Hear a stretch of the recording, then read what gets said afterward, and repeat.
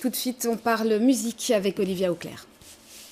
Pour m'amuser hier, mon homme s'est rasé. Quelle mauvaise idée, quelle mouche l'a piqué. Un visage pelé, un mec pas poilu. Je préfère encore une partie de sudoku. Embrasser un mec sans poil sur le bec, autant embrasser le cul d'une pastèque. Puis après 2 jours, c'est du papier de verre. Pourquoi t'éplucher comme une pomme de terre? Allez les mecs, laissez pousser. Poil sous le bec, pile sous le nez. Allez les mecs, laissez pousser. Allez, allez, allez les mecs, laissez pousser. Poil sous le bec, pile sous le nez. Allez les mecs, laissez. Les poils si virils, ça donne le frisson. On dit oui, oh oui, et parfois même non. On lâche des soupirs, on veut faire la chèvre. Et l'on sent frémir nos petites lèvres. Une fois dans le cou. Voilà, laissez pousser, où l'on apprend que Olivia Auclair aime les hommes poilus, donc. Aime les hommes tout court déjà. Ah, d'accord. Merci pour la précision. Bonsoir Olivia Auclair. Bonsoir. Alors donc c'est votre 2e album Oui. qui arrive là tout frais. D'ailleurs on va le montrer. Il est tout frais, tout Il est, neuf. oui, il vient tout juste de sortir. Il donc est sorti le 15, oui. voilà, il est sorti il y a à peine une semaine. Ouais. Est-ce que vous prenez une nouvelle orientation par rapport à votre premier album? Mais je prends une orientation déjà plus musicale parce que je dis que c'est de la pop rock, pop française culottée. Alors que vous venez plutôt du cabaret. Du cabaret, voilà. Mon premier album, comme je suis comédienne, j'avais fait plutôt un album qui mettait en avant le texte et puis la musique soutenait le texte. Et là, j'avais envie d'équilibrer le tout. Donc là, on est avec des sons plus rock, donc c'est guitare électrique, basse, batterie. Et qu'est-ce que vous appelez exactement la pop française culottée? Alors, c'est que je suis culottée, quoi. Donc je parle un peu de la culotte et d'autres choses. Oui, vous aimez bien parler de ça. Hein, Pas que, dans vos hein, non, chansons. non, pas que, mais c'est vrai. En fait, j'ai envie de faire passer une soirée souriante aux gens, donc je veux que les gens, quand ils sortent d'un concert, ils aient la banane, ils aient la pêche, et que j'espère qu'ils se sentiront mieux après le concert qu'avant d'arriver. C'est l'objectif, en tout cas, de ce que je fais. Parce que vous gardez un peu votre côté cabaret. Hein. Ben, je garde mon côté souriant, j'espère. L'idée, c'est surtout que ce soit léger et que les gens oublient leurs soucis le temps d'un concert et puis s'amusent avec moi et qu'on s'amuse ensemble. Alors, qu'est-ce qui vous inspire, vous, dans la chanson française? Parce que j'avais envie de dire, on sent des influences de manière assez vaste hein, et assez variée. Ça peut passer de Zaz à Benabar, à Anaïs. Oui. On m'a déjà dit que j'avais l'énergie d'Anaïs sur scène, ce qui me fait enfin, c'est un beau compliment, je trouve, parce que je trouve qu'elle a une très belle énergie. Oui, l'inspiration, mais la chanson française en général. Déjà, j'aime bien écrire, j'aime beaucoup la rédaction, le travail d'écriture pour moi est quelque chose de très précis et précieux. Je cherche parfois aussi les sonorités, comment 2 mots peuvent sonner ensemble pour les mettre dans une même phrase. Donc il y a vraiment toute une recherche, un travail vraiment de rédaction avant d'aller à la composition. Et puis après, ben, je prête ce texte à des compositeurs et arrangeurs qui jouent le jeu et qui font ça très bien. Et qui sont des fidèles? Qui sont des fidèles, parce que je suis une fidèle dans le travail. Vraiment, dans le travail, j'aime énormément garder la même équipe. Là, j'ai un nouveau guitariste, parce que mon ancien guitariste avait d'autres projets. Mais donc, j'ai Thomas Richard, que je veux garder, parce qu'il fait des solos de malade. Il y a Nico Yates à la basse et Geoffroy Degan à la batterie. Et on est ensemble depuis un petit bout de temps. Et donc, c'est ça votre formation un peu plus pop, Oui. ou un peu plus pop rock, exactement. maintenant? Oui. Alors les textes, puisque vous en parliez, qu'est-ce que vous aimez raconter? Donc je soulevais un coin du voile en disant qu'il y avait quand même un petit côté coquin et Ouais. que vous aimez ça. Oui. Mais pas que.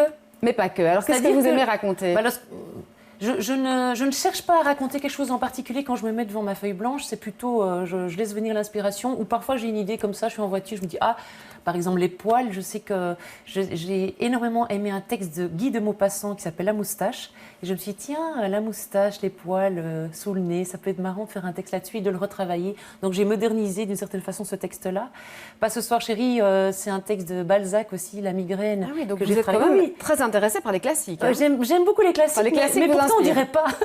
Et on dirait pas, non. Mais c'est vrai que je m'inspire de thèmes qui peuvent être classiques et puis après je les mets à ma sauce. Donc, et puis à côté de ça, il y a aussi d'autres sujets qui sont plus mélancoliques, plus nostalgiques, parce que je considère que dans la vie, tout n'est pas rose. Donc on peut aussi parler de sujets plus graves. Parce que voilà, ça fait partie de moi aussi. Je suis plutôt du genre à avoir la pêche et à faire sourire les gens. Mais il y a aussi il y a le petit clown triste, là, quelque part, qui a des choses à dire aussi. Alors oui, c'est ça. Donc on le disait, hein, des sujets plutôt, je dirais, liés à l'affect ou à vos émotions. Est-ce que vous aimez bien aussi raconter des choses concrètes, des histoires qui vous arrivent? Ah mais une visite chez le gynéco, c'est très concret ce que je raconte. D'ailleurs, j'ai une belle anecdote là-dessus, c'est que mon gynéco est venu un jour voir le concert. Et puis quand j'ai été le voir pour ma visite annuelle, il m'a vendu, entre guillemets, sa visite contre mon CD. Donc je conseille à toutes les femmes d'acheter mon CD et de se faire une visite gynéco avec le CD. Alors est-ce que c'est pour les hommes aussi, votre spectacle, ou c'est que pour les femmes? Ah non, mais carrément.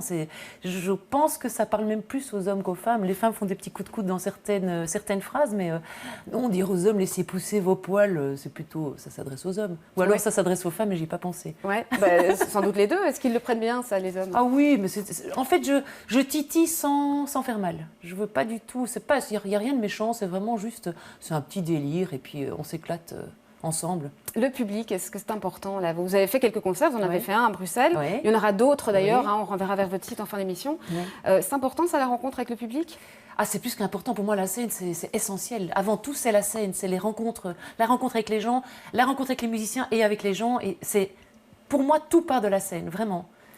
Et alors, donc, on va peut-être préciser, parce que sur votre affiche, là, il y a mis Olivia Auclair en concert pop française, donc culottée, mais pas pour les enfants. Pourquoi est-ce qu'il fallait le préciser, ça?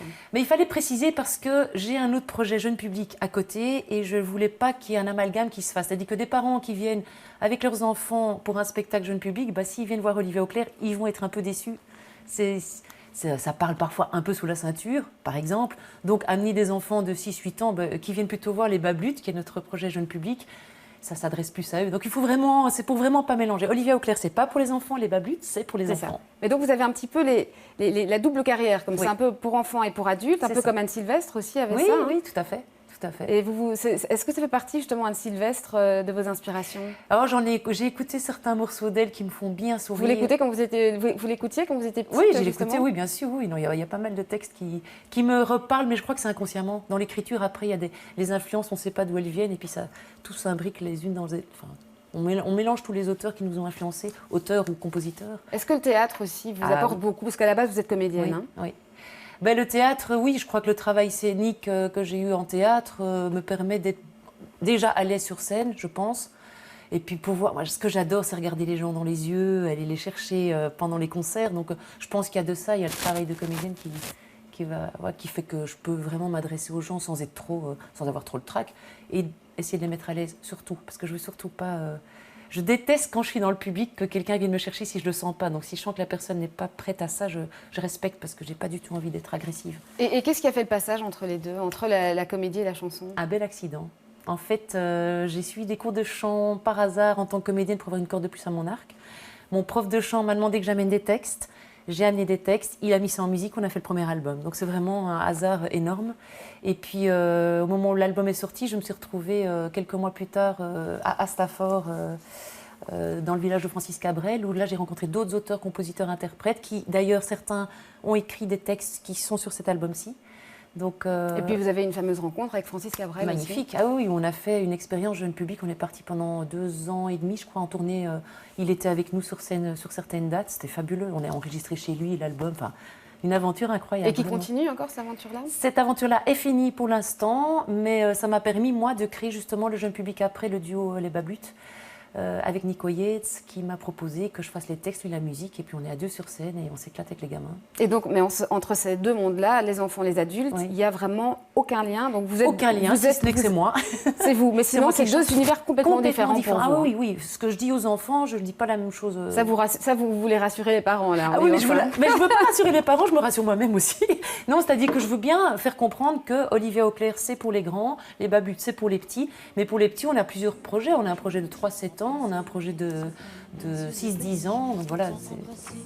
Très bien, merci Olivia Auclair et à bientôt pour votre prochain passage à Bruxelles. Est-ce qu'on peut juste donner le nom du site? Et voilà, j'allais le dire justement, donc c'est oliviaauclair.com. Oliviaauclair.com. Voilà, toutes les infos donc sur le site oliviaauclair.com, merci. Avec grand plaisir. Et bon prochain concert.